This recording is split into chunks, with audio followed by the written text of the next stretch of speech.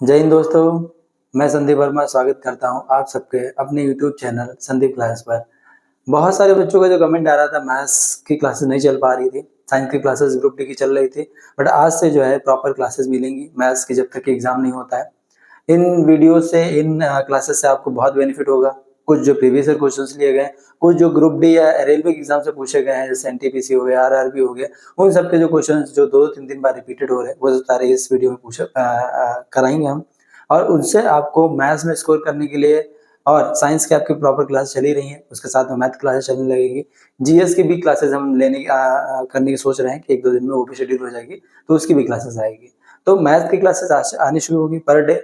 आपको अगर कोई और चेंजेस चाहिए हो तो इस वीडियो कमेंट में बताइएगा। और हम लोग शुरू करते हैं मैथ्स की आज क्लासेस से। तो मैथ्स की क्लासेस में हम लोग कुछ प्रीवियस ईयर क्वेश्चंस लेंगे और कुछ क्वेश्चन ऐसे लेंगे जो आने वाले होंगे।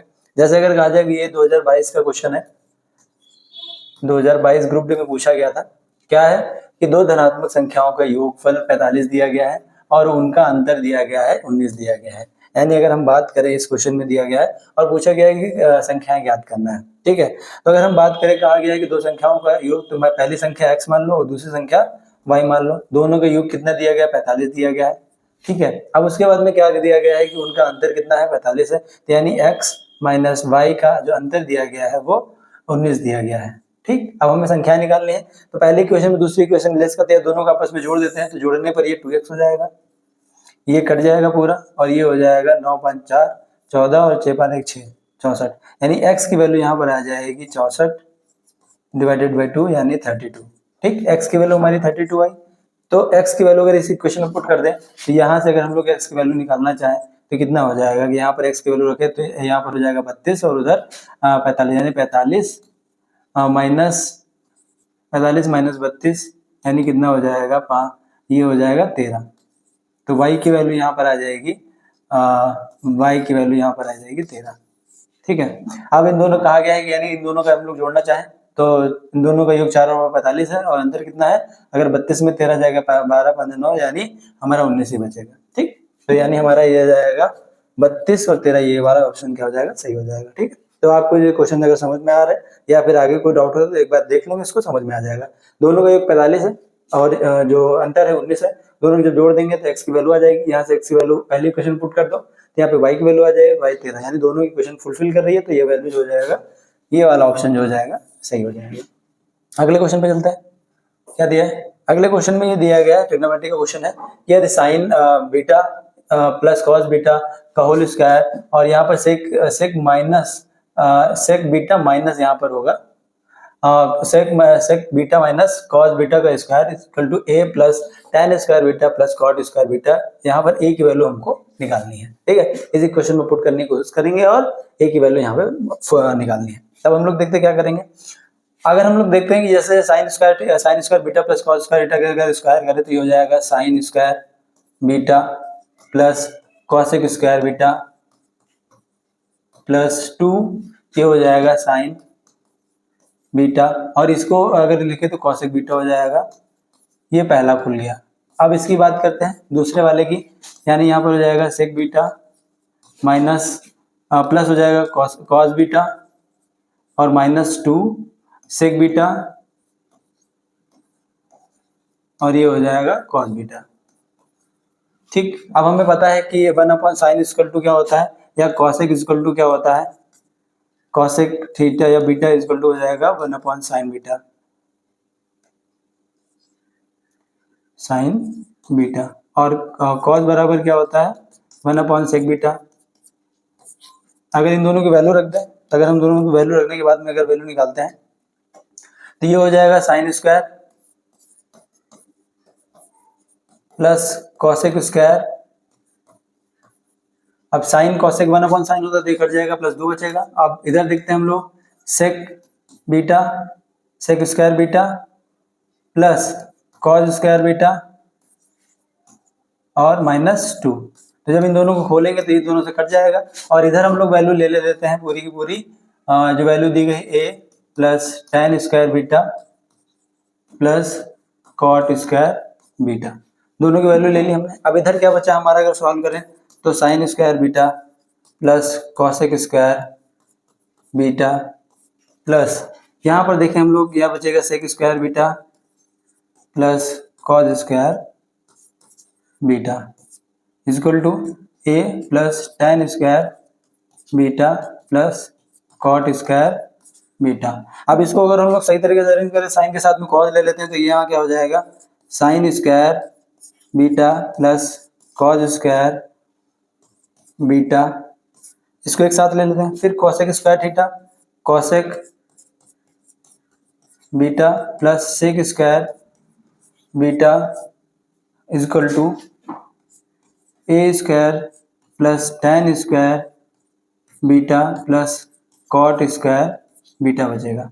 अब इसकी वैल्यू तो 1 हो जाएगी, अगर इसकी वैल्यू लिखना चाहे तो इसकी वैल्यू 1 हो जाएगी, यानी इसकी value 1 plus cosec square beta को हम लोग लिख सकते हैं, कॉसेक स्क्वायर बीटा को 1 प्लस tan स्क्वायर बीटा लिख सकते हैं प्लस इसकी वैल्यू, और सेक स्क्वायर बीटा को क्या लिख सकते हैं, 1 plus cot square beta is equal to a plus tan square beta plus cot square beta.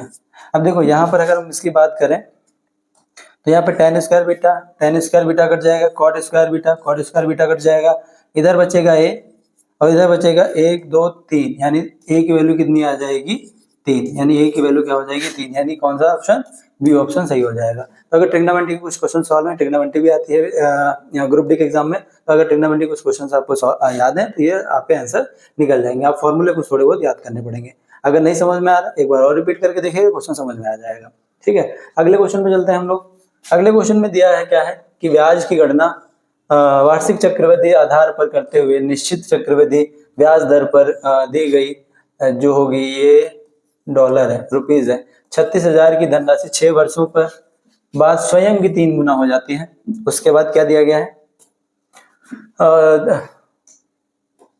हो जाती है समान चक्रवृद्धि ब्याज पर 18 वर्षों बाद यह धनराशि कितनी हो जाएगी। तो हम लोगों को ये पता है कि पहली चीज कि 6 वर्ष में अपनी जो धनराशि होती है, यानी जो 36 वर्ष की जो धनराशि है वो अपनी के 3 गुना हो जाती है, यानी 0 0 और 6 3 18 और 3 3 9 यानी 108 हो जाती है। ठीक है, इस तरीके से कर सकते हैं। दूसरी चीज अगर हम कहें कि ये कहा गया कि 18 वर्ष यानी 6 वर्ष में 3 गुना, 12 में यानी इसका 3 और मल्टीप्लाई कर दो, और 18 में इसका एक और 3 मल्टीप्लाई कर दो, यानी 3, यानी 3 3 9 3 27, यानी 27 गुना हो जाएगी। ठीक है, इस तरीके से भी कर सकते हैं। तो यानी अगर हम इसको और तरीके से सॉल्व करें कि यानी 36,000 की जो धनराशि है उसको अगर 27 गुना से मल्टीप्लाई, यानी 27 से मल्टीप्लाई करें तो इसका आंसर आ जाएगा। यानी 6 वर्ष में अपनी धनराशि का 3 गुना हो जाती है, तो 12 वर्ष में 9 गुना हो जाएगी, और 18 वर्ष में 27 गुना हो जाएगी। ठीक, तो इसका अगर मल्टीप्लाई करें तो 0 0 और 0 और 27, अगर इसकी बात करें तो यहाँ पर आ जाएगा 36 और 27, 7 6 42 के 2, 1 4 बचा, 7 21 4 25 और 2 3 6 2 12 और 2 3 6 और 1 7, तो ये हो जाएगा 2 और ये हो जाएगा 2 5 7 7 5 2 7 और ये हो जाएगा 7 2 9, यानी 972, यानी ये कह सकते हैं कि हमारी ये जिसमें जो आएगी वो 972 इतनी जो हो जाएगी धनराशि अपने गुना हो जाएगी, यानी ये वाला जो आंसर है इसका सही हो जाएगा। फिर से एक बात करके देखते हैं, फिर से बात एक बार करते हैं। क्या कहा गया कि अपनी जो कोई धनराशि चक्रवृद्धि ब्याज जो है 36,000 रुपए की धनराशि 6 वर्ष बाद अपनी के 3 गुना हो जाती है। इसका मतलब वह धनराशि अपनी जो होगी अगर 1 रुपया है तो वो 6 वर्ष बाद में 3 रुपया हो जाती है। ठीक है, तो 12 साल में अगर 6 वर्ष में 3 गुना, तो 12 साल में 3 का मल्टीप्लाई कर दो तो 9 हो जाएगी, और 18 साल में अगर कहा जाए कि 9 से 3 को 9 3 यहाँ पे 3 × 3 तो 3 3 9 27 गुना हो जाएगी। तो जो भी धनराशि है डायरेक्ट उसको 27 से मल्टीप्लाई कर दो, उसका आंसर हो जाएगा। अगर फॉर्मूला लगा कर तो बहुत लेंदी हो जाएगा, सॉल्व करने में डिफिकल्टी और टाइम बहुत लेगा। अगले प्रश्न में देखते हैं क्या दिया गया है। अगले प्रश्न दिया है कृष्णा के पास क्या अनुपात है, यानी इसमें दिया गया 1:4 अनुपात 1:2 अनुपात 1:2 के रेशियो में ये जो है 1 रुपये 50 पैसे और 25 पैसों के कुछ सिक्के हैं। अब दिया गया है कि यदि 25 पैसे के सिक्कों की संख्या जो है वो 100 है, तो कृष्णा के पास मौजूद कुल राशि कितनी होगी। तो जब सिक्कों का क्वेश्चन दिया जाएगा और उसमें अनुपात के क्वेश्चन दिए जाएंगे तो उसमें हम लोग देखेंगे कि जो रेशियो दिया गया है, यानी इसकी बात करें, रेशियो क्या देगा, 1:1:2:1 ये रेशियो दिया गया है। अब इसका अगर एलसीएम निकालें, जब एलसीएम निकलेगा तो अगर इसकी बात करें तो 4 आ जाएगा, तो इसका आ जाएगा 1:2:2, यानी इसकी वैल्यू हो जाएगी 1:2:2, यानी इसकी बात करें अगर हम लोग, तो यहाँ पर 1 रुपए के संख्यों की संख्या और 50 पैसों की संख्यों की संख्या और 25 पैसों की संख्या, यानी 1 रुपए की संख्या का अनुपात हो जाएगा 1 रुपए, 25 पैसे का संख्या का अनुपात 2 और 25 पैसे का संख्या का अनुपात, यानी 50 और 25 पैसे की संख्या का अनुपात सेम है। अगर दिया गया है कि अगर 25 पैसों का संख्या का अनुपात, अगर 25 पैसों की संख्या का अनुपात, यानी अगर दिया गया है तो वो दिया गया है 2, ठीक। अगर 2 की वैल्यू दी गई है अनुपात, यानी 2 का रेशियो दिया गया है 100, तो 1 का रेशियो कितना हो जाएगा, अगर 100 डिवाइडेड बाई 2 यानी 50, ठीक। यानी अगर ये कहें कि 25 पैसे का अनुपात 2 दिया गया है, 2 निकाला हमारा, यानी 2 अनुपात की वैल्यू 100 है, तो 1 अनुपात की वैल्यू कितनी हो जाएगी, 50 हो जाएगी। अब इसकी देखो पूरे वैल्यू में रख देते हैं। अगर ये बात करें हम लोग 1 रुपए, ठीक है, 1 रुपए के सिक्कों की संख्या, अगर हम लोग बात करें कि सिक्कों की संख्या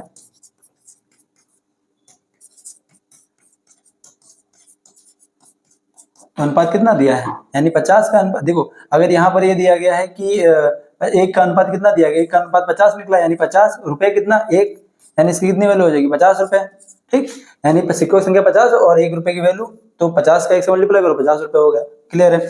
अब देखा जाए 50 पैसों की संख्या, 50 पैसों की संख्या, तो 50 का तो रहेगा, बट यहाँ पे क्या 50 पैसा, या इसको बात कर सकते हैं 50 पैसे का 0.5 कर सकते हैं, और उसका रेशियो 2, 1 का रेशियो 50, 2 का रेशियो मतलब 100, 2 का रेशियो का मतलब कितना था 100 है, तो 100 का यानी इसका कर सकते हैं, जब इसका 50.5 से मल्टीप्लाई करोगे तो हो जाएगा 50, ठीक, समझ में आया। यानी 50 पैसे का मतलब 0.5 भी लिख सकते हैं, ठीक है, तो 100 से मल्टीप्लाई करो 50 आ जाएगा। अब 25 पैसों की संख्या देखें, 25 पैसों के संख्या, तो इसका मतलब है कि 0.25 इंटू अनुपात कितना है 2 का, 25 पैसे का 2, तो इसका जब मल्टीप्लाई करोगे 100 से, तो ये आ जाएगा 25 पैसा, 25 रुपए।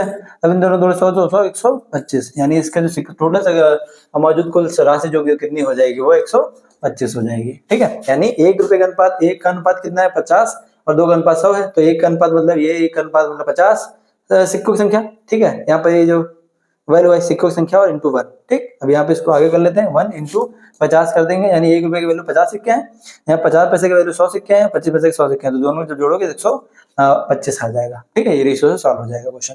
अगले क्वेश्चन पे चलते हैं, क्या दिया है। अब इसमें ये दिया गया है कि सिंप्लीफिकेशन का क्वेश्चन दिया गया है। इसमें दिया गया है कि यहाँ पर 529 डिवाइडेड बाई 3 और 61 और 1403 का मान कितना होगा। तो बॉडमास रूल में इसका डिवीजन कितना है, ये 23 का स्क्वायर होता है, यानी 23 ही हो जाएगा। जब इसको इससे डिवाइड करोगे 23 हो जाएगा, इंटू 61 माइनस 1403। अब इसको मल्टीप्लाई करें, 23 का नाम 23 के यहाँ से लगे 2 और 23 अंक 148 और 140, यानी 140 माइनस 1403, यानी इसकी वैल्यू कितनी आ जाएगी 0 आ जाएगी। ये वाला आंसर इसका सही हो जाएगा, ठीक। कुछ क्वेश्चन जो होते हैं जिसमें टाइम लगता है, बट कुछ क्वेश्चन ग्रुप डी जो होता है वो आसान दे देता है, हर टाइप के क्वेश्चन पूछे जाते हैं।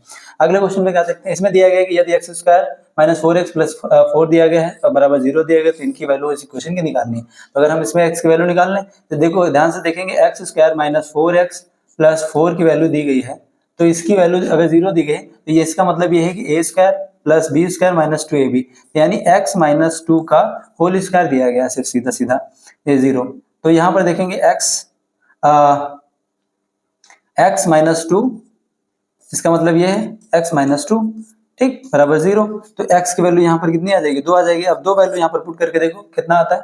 अगर इसकी वैल्यू पुट करते हैं यहाँ पर 2 इस इक्वेशन में, तो 2 का स्क्वायर मतलब 2 का क्यूब प्लस 2 का square plus 1/2 plus 2/2/x square, यानी 2 का अनुपात, ये यहाँ पर रेशियो दिया गया होगा 1 का अनुपात, 1/, यहाँ पे ये गलत दिखा है, यहाँ पे 1/x स्क्वायर होगा, तो यानी 1/2 का स्क्वायर। तब इसको जोड़ते हैं हम लोग, 2 का अनुपात 8 होता है प्लस 2 का स्क्वायर 4 होता है, प्लस इसकी वैल्यू अगर 1 करोगे तो 0.5 हो जाएगी, और इसकी वैल्यू अगर करोगे तो 0.25 आ जाएगी, ठीक। तो ये 8 4 12 हो गया।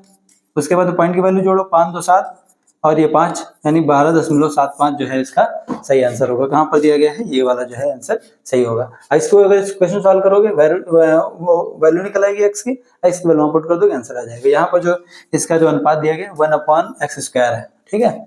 ये क्वेश्चन में थोड़ा सा मिस्टेक हो गया प्रिंटिंग में। अगला क्वेश्चन हम लोग देखते हैं। अब ये क्वेश्चन दिया गया है, अब ये वाला क्वेश्चन दिया गया है एज का, ठीक है। एज के क्वेश्चन अगर आपको इस टाइप के लगता है कि आपको सॉल्व करना है, तो सॉल्व करके जब देखेंगे ना इसमें, तो आपको आसानी होगी कि मतलब लैंग्वेज बहुत ज्यादा दे दी जाती है, पर इक्वेशन जो होती है वो जब सॉल्व करोगे तो आसान होती है। जैसे हम लोग यहाँ पर देखते हैं क्या दिया गया है कि ए की वर्तमान आयु के 2 गुने, यानी ए की वर्तमान आयु मान लिया हमने ए है, ठीक, और बी की वर्तमान आयु के 3 गुने का योग, यानी बी की वर्तमान आयु को हम लोग मान लेते हैं कितना है, बी है। अब पूछा क्या गया है, यानी ए की वर्तमान आयु के 2 गुने, यानी इसका एक इक्वेशन बनेगा 2a, और फिर क्या लिखा, और बी की वर्तमान आयु के 3 गुने, यानी 3b का जो गुने का योग जो दिया गया है वो 106 दिया गया है, यानी 106 ही दिया गया यहाँ पर, ठीक। अब आगे क्या पूछा गया है कि बी की वर्तमान आयु का 4 गुना, यानी बी की आयु का बी की वर्तमान आयु का 4 गुना, यानी इसको कह सकते हैं 4b। बी की वर्तमान आयु का 4 गुना ए की वर्तमान आयु के 3 गुने से 11 वर्ष अधिक है, यानी इसको कह सकते हैं 3 गुने ए की वर्तमान आयु के 11 गुने से 3 अधिक है, ठीक। अब देखो यहाँ पर क्या, इसको क्वेश्चन नंबर 1 मान लिया हमने, और इसको इधर ले आते हैं, ये हो जाएगा 4b माइनस 3a, और इक्वल टू इधर 11 रखने देते हैं, ठीक। अब इसको क्वेश्चन नंबर हम लोग 2 मान लेते हैं। अब देखो ये वाला ए और ये वाला सॉल्व हो जाएगा, तो अगर ये लेस कर देते हैं तो इसको अगर हम लोग सॉल्व करें, तो यानी अगर इसको 3 से मल्टीप्लाई करें, इसको 2 से मल्टीप्लाई करें, जब इसको 3 से मल्टीप्लाई करेंगे तो कितना देगा 6a, अब ये भी मल्टीप्लाई होगा प्लस 9b, और ये भी मल्टीप्लाई हो जाएगा, ये हो जाएगा 318 आ गया। अब इसको 2 से मल्टीप्लाई करो तो ये हो जाएगा 8b minus 6a equal to, इसको 2 से मल्टीप्लाई करें तो इसका हो जाएगा 22, ठीक। अब ये और ये कट जाएगा। अब इसको आगे सॉल्व करते हैं, 8 और 9 ये हो जाएगा 17b, और ये हो जाएगा 8 2 10 का 0, और 2 1 3 1 4 340। अब b की वैल्यू अगर यहाँ पे निकालें तो 340 डिवाइड बाई 17, यानी b की वैल्यू कितनी आ जाएगी 20। अब b की वैल्यू 20 आ गई है, ठीक। अब यहाँ पर हमें क्या निकालना है, b की वैल्यू 20 आ गई है। अब इसकी वैल्यू यहाँ पर पुट कर देते हैं हम लोग, तो अगर इसकी वैल्यू पुट करना चाहें तो अब देखते हैं a की वैल्यू निकल आएगी, यानी 2a प्लस 3b है, b का मतलब 20 है, तो इसकी कितनी आ जाएगी 60 इक्वल टू 106। तो 2a बराबर 106 माइनस कितना हो जाएगा 106 माइनस 60, तो कितना बचेगा 10 में 6 में से 0 गया 6, और 10 में 4 गया 46, तो ये आ जाएगा 2a। a की वैल्यू कितनी आ जाएगी यहाँ पर 23 आएगी, ठीक। अब 2 वैल्यू आ गई, a की वैल्यू आ गई, और यहाँ पर हमें b की वैल्यू प्राप्त हो गई। अब आगे क्या पूछा है कि अब से 4 वर्ष बाद a और b की वैल्यू कितनी होगी, तो अब से 4 वर्ष बाद, मतलब अगर ये कहें कि अब यहाँ पर देख लेते हैं b की वैल्यू कितनी है 20, यानी अब से 4 वर्ष मतलब इसमें जोड़ दो तो 27 आ जाएगा, और इसको जोड़े तो प्लस 24 आ जाएगा, 4 इसमें भी जुड़ेगा 4 इसमें भी जुड़ेगा, तो ये 24 हो जाएगा। अब 7 4 11 का 1, और 2 4 1 5, यानी 51 साल हो जाएगी। यानी अगर एक वर्तमान एज पता चल गया, अब हमें 4 साल दोनों की एज जोड़नी है, तो दोनों का जो है जो सम कितना हो जाएगा 51 साल हो जाएगा, जो इसका आंसर आएगा वो इसका आंसर होगा, ठीक है। आगे हम लोग क्वेश्चन देखते हैं। इसमें क्या दिया गया है, एक डीलर जो है 50 पैसे, एक डीलर 50 पैसे 40 पैसे और 30 पैसे प्रति किलो की दर से सेब खरीदता है, और वह उन्हें वजन के अनुसार 2:4:9 के अनुपात में मिश्रित करता है, यानी 50 रुपए और 40 रुपए और 30 रुपए के हिसाब से कुछ सेब खरीदता है, उसको 2 4 और 9 के रेशियो में मिश्रित करके यानी मिलाता है, उसके बाद में 30% लाभ पर बेचता है। वह सेब को प्रति कितने किलोग्राम में बेचे, लगभग उसका मूल्य जो है लगभग मूल्य पर बेचता है, यानी किस उसमें बेचे तो उसको 30% का लाभ हो, यहाँ पर 30% का लाभ हो। तो अगर हम लोग इसकी देखें इसकी बात को, ठीक है, तो अगर हम बात करते हैं कि जैसे अगर 50 रुपीज को अगर इसका रेशियो अगर हम लोग बात करें तो ये सीपी हो जाएगा, सीपी अगर क्या होगा कि सीपी हो जाएगा 2 × 50 रुपए प्लस अगर इसकी बात करें 4 × 40, 4 × 40 प्लस और 30 × 9, 30 × 9 इस रेशियो में वो मिलाता है, ठीक है, 30:9। अब इसकी बात करें, यहाँ पर हो जाएगा 100, ये हो जाएगा 160 और प्लस 9 3 27 यानी 270। जब इन तीनों को जोड़ोगे 2 0 0, 7 6 13 के 3 और 2 4 1 5 यानी 530 आ जाएगा। ठीक, ये इसका जो है वो सीपी का टोटल वजन आ गया। अब इसका अगर हम लोग कुल वजन अगर निकालेंगे, कुल वजन का रेशियो कितना दिया गया, ये कुल वजन का रेशियो कितना दिया गया, यानी कुल वजन कितना दिया गया, 2 + 4, 2x + 4x + 9x अनुपात दिया गया, वैल्यू पता नहीं है, तो ये हो जाएगी इसकी x की वैल्यू सीपी की, और ये हो जाएगा 2 4 6 और 9 15, 9 4 13, 13 2 15, 15x। ठीक, अब यहाँ पर आ गया इसका ये हो गया मिलाने का रेशियो, ठीक है, और ये हो गया उसका वजन का रेशियो। अगर पर केजी अगर औसत कॉस्ट निकाले सीपी, यानी पर केजी औसत कॉस्ट प्राइस निकाले तो कितना हो जाएगा, 530 डिवाइडेड बाई 15, ये एक्स इधर एक्स इधर एक्स कट जाएगा, तो ये हो जाएगा 5 × 15 = 45 और ये बचेगा यहाँ पर 45 8 5003 8 15 बचे 75, तो ये 15 बचे 75 और पॉइंट फिर कितना बचेगा यहाँ पर 75 और ये 3 यानी 3333 आ जाएगा। ठीक, अब इसको ये कह लेंगे 45.33 आया, ठीक है, 5 × 45 35 होगा, ठीक है, तो 35 समथिंग कुछ आ जाएगा। अब देखते हैं इसको, अगर हम लोग क्या निकालना है कि बात 30% बेच रहा है, तो अगर हम लोग कहें कि 35.33 को वो जो है वो 130 पे बेच रहा है, तो मतलब 130% होगा, 35/130/100 हो जाएगा, तो इसका मतलब एक जीरो इससे कटेगा, एक वाला यहाँ पे कैसे आ जाएगा, यानी इसको कह सकते हैं 3.533 को 13 से मल्टीप्लाई कर दो। ठीक, तो ये हो जाएगा 13 × 39 के 9, 3 बचेगा, 13 × 39 4 42 के 2 हासिल 4 बचेगा, 13 × 5 65 और 4 9 59। ठीक, और 13 × 3 39 45, तो ये आ जाएगा 45, 3 संख्या पॉइंट लगा दो तो कितना हो जाएगा 45.9, ये इसका आंसर हो जाएगा। 45.9 कौन सा है, यहाँ पर ये पहला वाला जो है वो इसका आंसर हो जाएगा। यानी पहले हम लोग कॉस्ट प्राइस देख लेंगे किस रेशियो में दिया गया, डिवाइड कर लेंगे, फिर उसका टोटल वजन कितना दिया गया उससे कर लेंगे, उसको डिवाइड कर लेंगे, तो पर केजी का हमें वेट आ जाएगा, और पर केजी पे वेट कितना कमा रहा है 30%, मतलब 100 से 30% ऐड कर दो 130/100 हो जाएगा। तो उसको डिवाइड करोगे तो वो जो है कितने रुपए में पर केजी के हिसाब से वो बेचेगा, तभी जाकर के वो उसका जो है प्रॉफिट 30% होगा। ठीक है, कुछ क्वेश्चन होते हैं थोड़ा सा लेंथी होते हैं, पर दिमाग लगाओगे तो हो जाएंगे। अगला क्वेश्चन क्या दिया गया,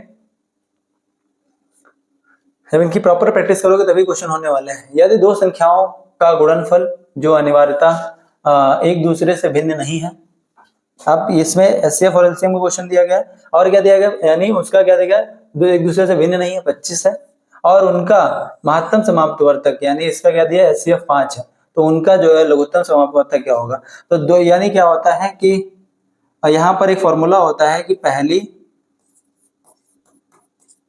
पहली संख्या गुणे दूसरी संख्या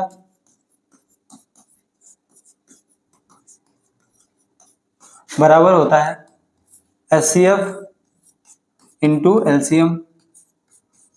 ठीक, अब इसकी बात करें, पहली दूसरी संख्याओं का जो मल्टीप्लिकेशन या गुणनफल दिया गया 25 दिया गया है, और इसका एचसीएफ कितना दिया गया 5 दिया गया है, और हमें एलसीएम निकालना है। ठीक, तो ये इधर नीचे आ जाएगा 25/5 बराबर के एलसीएम की वैल्यू कितनी आ जाएगी, अगर एलसीएम काटेंगे वैल्यू तो कितनी आ जाएगी 5 आ जाएगी इसकी वैल्यू, ये इसका आंसर 5 ऑप्शन सही हो जाएगा। अगले प्रश्न पे चलते हैं, देखते हैं क्या दिया है। इसमें दिया है कि यदि अल्फा और बीटा का समीकरण दिया 6x² + x - 15 के मूल अल्फा जहां पर बड़ा है बीटा से, तो अल्फा माइनस बीटा का मान निकालेंगे। तो इस टाइप के क्वेश्चन में क्या करते हैं कि जो हमारी इक्वेशन दी गई होती है, जैसे मान लीजिए 6x² + x - 15, इसको हम लोग क्या करते हैं, इसको कंपेयर करते हैं, कंपेयर विद, इससे कंपेयर करते हैं ax² + bx + c = 0 से कंपेयर करते हैं। तब अगर हम लोग इसमें मान कुछ देख लेते हैं क्या दिए गए होंगे, a का मान यहाँ पर क्या निकलेगा, यानी यहाँ पर अगर रखते रहते हैं a = 6 आ जाएगा, और यहाँ पे b का मान कितना आ जाएगा 1, और c का वैल्यू कितनी आ जाएगी -15। ठीक है, तब हम लोग अब देखते हैं कि जैसे अगर दो मोल दिए गए हैं, उनका योग और उनका गुणनफल का सूत्र क्या होता है। जैसे अगर कहा जाए कि दो मूलों का योगफल यानी अल्फा, जैसे अगर ये कहा जाए अल्फा अल्फा प्लस बीटा का मान होता है माइनस बी अपॉन ए, यानी अगर इसको कहें तो बी की वैल्यू कितनी है, माइनस लगा, बी की वैल्यू 1 है और ए की वैल्यू 6 है। और दूसरी चीज कही जाए कि जैसे दो मूलों के गुणनफल का हो गया, यानी अल्फा इंटू बीटा के वैल्यू सी अपॉन है, ठीक है। तो सी की वैल्यू यानी अल्फा इंटू बीटा की वैल्यू कितनी है, -15/6, ये वैल्यू दी गई, ठीक है। अब हम लोग निकालना है अल्फा माइनस बीटा। तो एक फॉर्मूला होता है ए माइनस बी का होल स्क्वायर का फॉर्मूला, यानी अल्फा माइनस बीटा का होल का स्क्वायर का फॉर्मूला होता है, ये होता है गुणन दो मूलों के योगफल का स्क्वायर, यानी अल्फा प्लस बीटा का होल स्क्वायर माइनस 4ab, यानी 4 अल्फा बीटा, ठीक है। अब हम लोग यहाँ पर देखें अल्फा और बीटा की वैल्यू कितनी गई है, यानी अल्फा प्लस बीटा की वैल्यू कितनी दी गई है, यहाँ पर दी गई है -1/6 का स्क्वायर और -4 इंटू अल्फा प्लस बीटा की वैल्यू कितनी दी गई है, यहाँ पर इसकी वैल्यू करें तो -15/6 दी गई है, ठीक है। अब इसकी वैल्यू अगर हम लोग खोलना चाहें तो अगर इसकी वैल्यू खोल लेते हैं, यहाँ पर हो जाएगा -1/6 की वैल्यू हो जाएगी 1/36 प्लस माइनस माइनस से प्लस हो जाएगा, तो ये हो जाएगा 15 चौको 60 और 15 चौको 60 और डिवाइडेड बाई 6, तो ये हो जाएगा 10। अब इसको जैसे अगर कहा जाए कि 1/36 प्लस 10, अब इन दोनों का एलसीएम लोगे तो 36 एलसीएम आ जाएगा और ये हो जाएगा 1 प्लस 360, ठीक। अब 360 यानी इसकी वैल्यू आ गई। अब इसकी वैल्यू अगर हम लोग यहाँ से निकालना चाहें तो क्या आएगी, जैसे अगर कहते हैं 360 यानी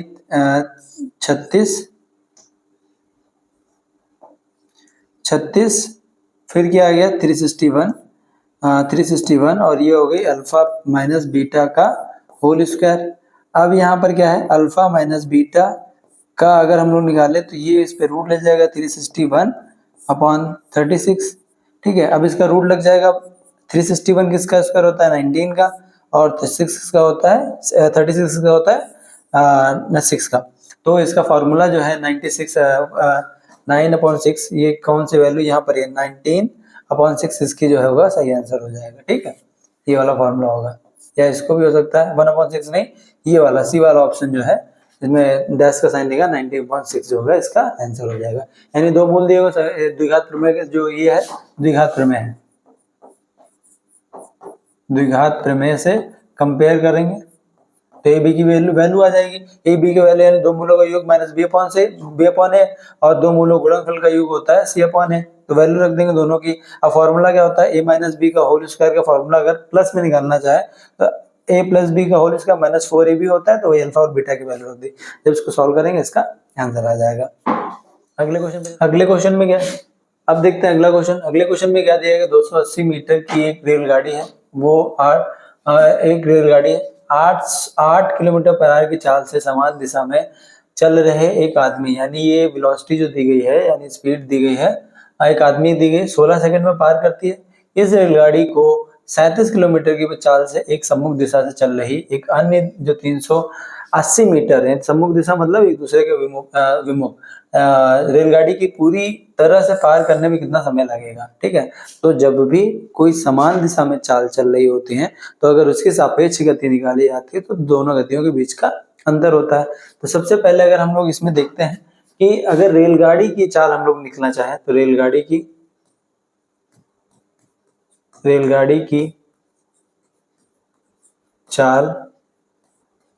चाल हमें पता नहीं, तो इसकी हो जाएगी vt यानी वेलोसिटी ऑफ ट्रेन, ठीक। अगर हम और दूसरी बात करें कि अगर आदमी की चाल निकालना चाहें, आदमी की चाल तो हो गई v मैन यानी वेलोसिटी ऑफ मैन। तो वेलोसिटी ऑफ मैन कितनी दी गई है 8 किलोमीटर पर आवर, तो इसको हम लोग मीटर पर सेकेंड में चेंज कर लेंगे, तो 8 इंटू 5/18 से जब करेंगे तो ये हो जाएगा 9 और ये हो जाएगा 4, तो 5 चौको 20 यानी 20 बटे 9 मीटर पर सेकंड इसकी स्पीड आ जाएगी। अब हम लोग देखते हैं कि सापेक्ष गति, सापेक्ष गति, सापेक्ष गति में क्या हो जाएगा, दोनों गतियों का अंतर यानी velocity of train minus velocity of man, ठीक, ये निकल आएगी सापेक्ष गति। अब हम लोग देखो सापेक्ष गति यहाँ पर इसकी वैल्यू निकल आए तो इसकी वैल्यू हम लोग रख सकते हैं vt माइनस 20/9, ये इतनी वैल्यू हमें पता है। अब हम लोग देखते हैं कि अगर हमें डिस्टेंस की वैल्यू निकालना चाहे,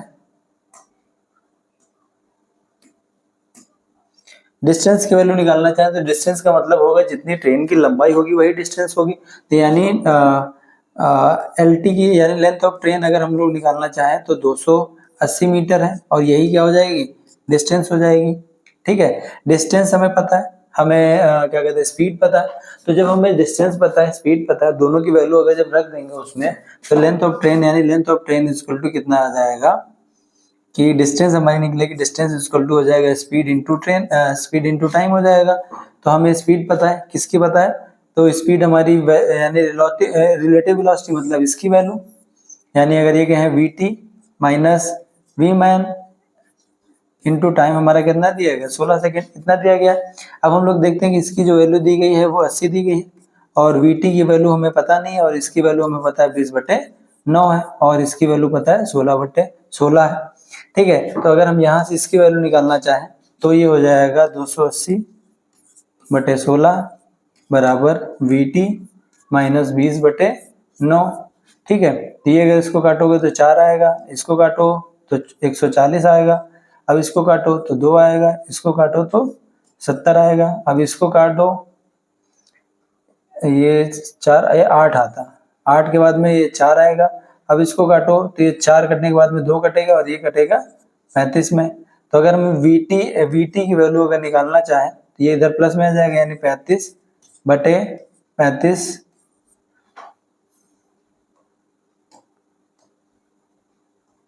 ये हो जाएगा 35/2 प्लस ये हो जाएगा 20/9, इन दोनों को जोड़ो तो 315 और 40, 315 प्लस 40/9, तो vt की वैल्यू आ जाएगी यहाँ पर 355/9, एक सेकंड 355/18 आ जाएगी, 18 होगा।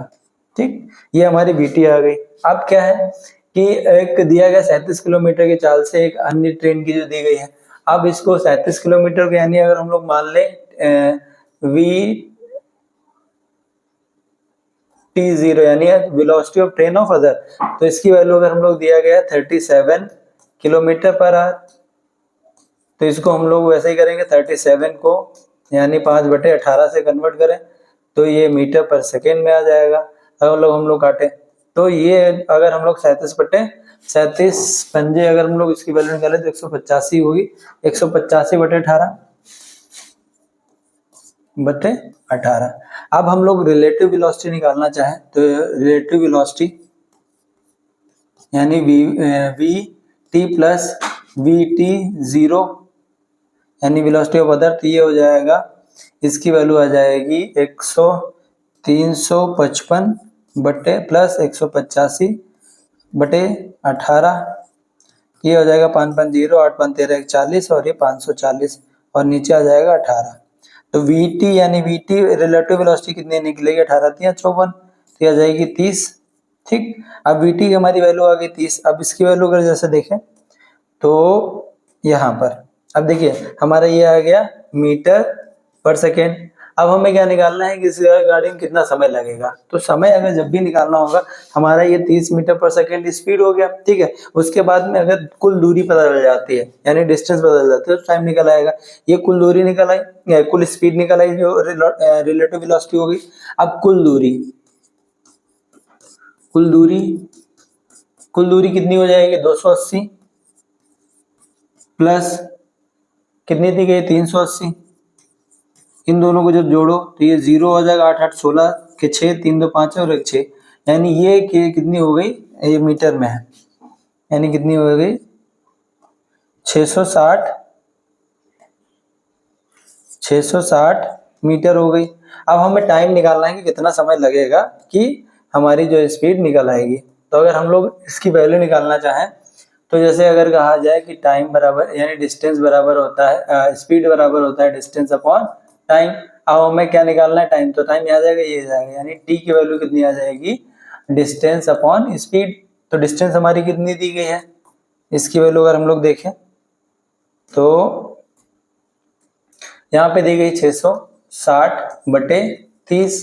तो 0 0 कट गया, 3 3 दूनी 22, यानी 22 जो होगी वो 22 सेकेंड उसको लगेंगे पार करने में। ठीक है, ये इसका सही आंसर हो जाएगा।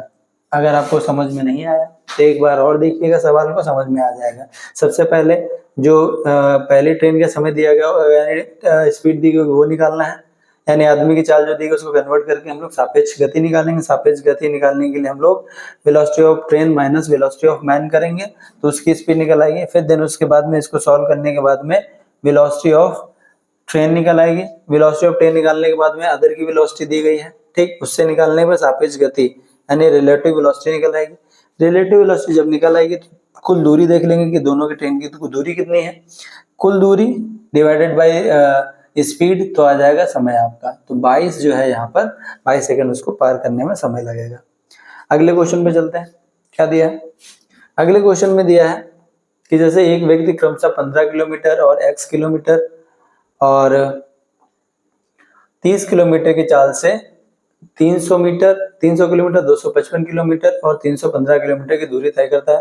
यदि यात्रा के लिए उसकी औसत चाल जो है वो 20 किलोमीटर पर आवर है तो उसका x का मान निकालिए। यहाँ पर x का ये वाला x जो है उसका मान निकालना है। ठीक है, तो जब भी इस टाइप का क्वेश्चन आएगा यानी जबकि हमारी डिस्टेंस दिया गया, स्पीड दिया गया और तो हम लोग क्या करेंगे, कुल दूरी निकाल लेंगे और कुल लगा समय निकाल लेंगे, दोनों का एवरेज कर देंगे।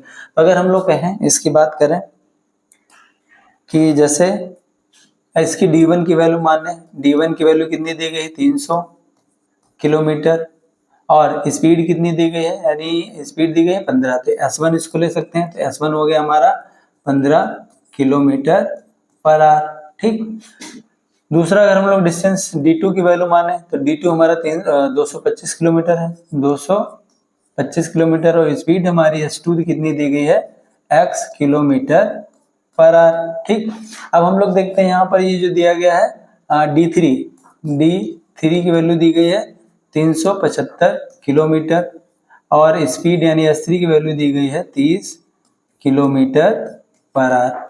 अगर हम लोग कुल दूरी निकाल लें इसकी, क्या निकालते हैं, अगर कुल दूरी इसकी, तो कुल दूरी बराबर क्या हो जाएगा, 300 प्लस 225 प्लस 375 किलोमीटर। इन तीनों को जोड़ दो, 5 5 10 का 0, 7 2 9 और 1 10 का 0 और ये हो जाएगा 3 2 5 3 8 और 1 9, यानी 900 किलोमीटर जो हो जाएगी कुल दूरी हो जाएगी।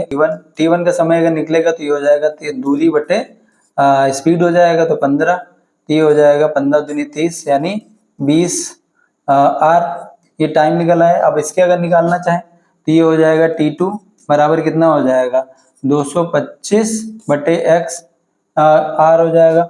और तीसरा अगर D3 की वैल्यू निकालना चाहें यानी T3 की वैल्यू निकालना चाहें तो 375/30, इसकी वैल्यू निकालना चाहे तो कितना हो जाएगा, ये 3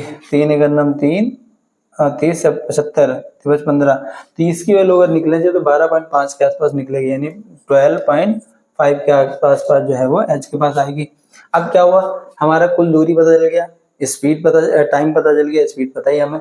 अब हमें क्या निकालनी, उनकी औसत चाल निकालनी है। यानी अगर औसत चाल जब भी निकालने होंगे तो यानी कुल दूरी बटे कुल समय, यानी कुल दूरी औसत चाल, यानी औसत चाल बराबर, अब औसत चाल बराबर क्या हो जाएगा, अगर इसकी वैल्यू निकालने औसत चाल की तो यहाँ पे होगा कुल दूरी बटे कुल समय, यही होगा। तो कुल दूरी कितनी दी गई है, 900 किलोमीटर। अब इन तीनों को जोड़ दिया जाए तो अगर 20 और 15.5 यानी 32.5 प्लस अगर ये जोड़ा जाए कि 25 225 अपॉन x ये हमारा कुल समय हो गया, ठीक है। और इधर औसत चाल कितनी दी गई थी, 20। तो यानी ये इक्वेशन बन जाएगी यहाँ पर, अगर हम उसको सॉल्व करते हैं तो ये हो जाएगा 20 बराबर 900 बटे 32 5 प्लस 225 अपॉन x, ठीक, ये बनेगा। अब क्या इसको अगर हम और सॉल्व करते हैं तो ये जैसे अगर करें तो ये हमारा 2 से 2 कट जाएगा, ना भाई ना काटे।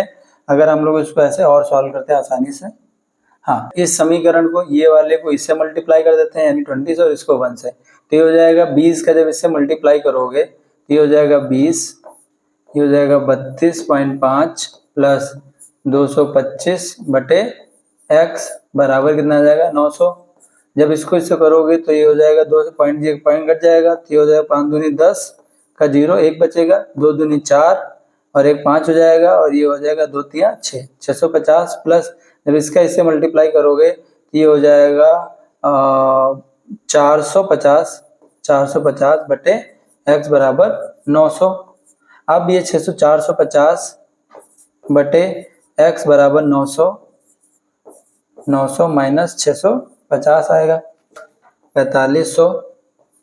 तो ये हो जाएगा, इधर जब बचेगा तो ये कितना आएगा 250, ठीक है। अब हमारा इसकी वैल्यू निकाले तो ये हो जाएगा 4500 बटे x। अब हमारी इसकी वैल्यू निकालें तो ये हो जाएगा, ये x इधर जाएगा यानी 4500 बटे 250 बराबर x, तो ये 0 0 कट जाएगा, और ये कितना है 55 25 और 5 9 45 90,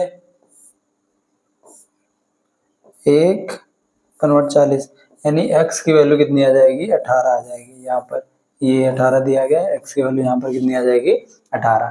तो जब भी औसत चाल दिया गया तीनों के अलग दिए, कुल दूरी निकाल लिया, कुल समय जब तीनों को निकालेंगे तो औसत चाल हमारी दी गई है, वैल्यू रख के पुट करेंगे आंसर आ जाएगा इसका, ठीक है। इस टाइप का जब भी क्वेश्चन दिएंगे आपको सॉल्व करना पड़ेगा। अगले प्रश्न को देखते हैं। प्रश्न में क्या दिया गया, ये अलजेब्रा का क्वेश्चन दिया गया, सॉल्व सिंप्लीफिकेशन का अगर कह सकते हैं।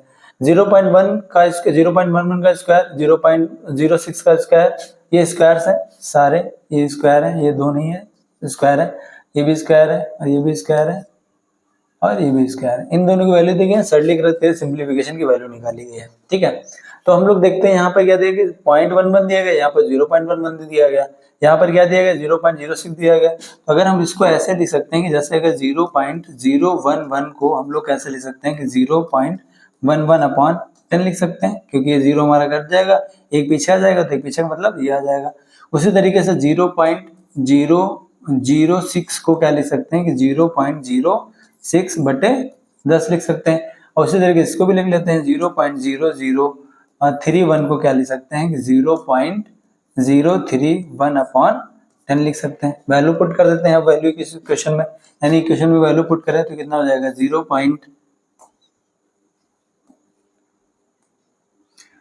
0.11 का स्क्वायर प्लस 0.06 का स्क्वायर प्लस 0.031 का स्क्वायर, ये हमने रख दिया।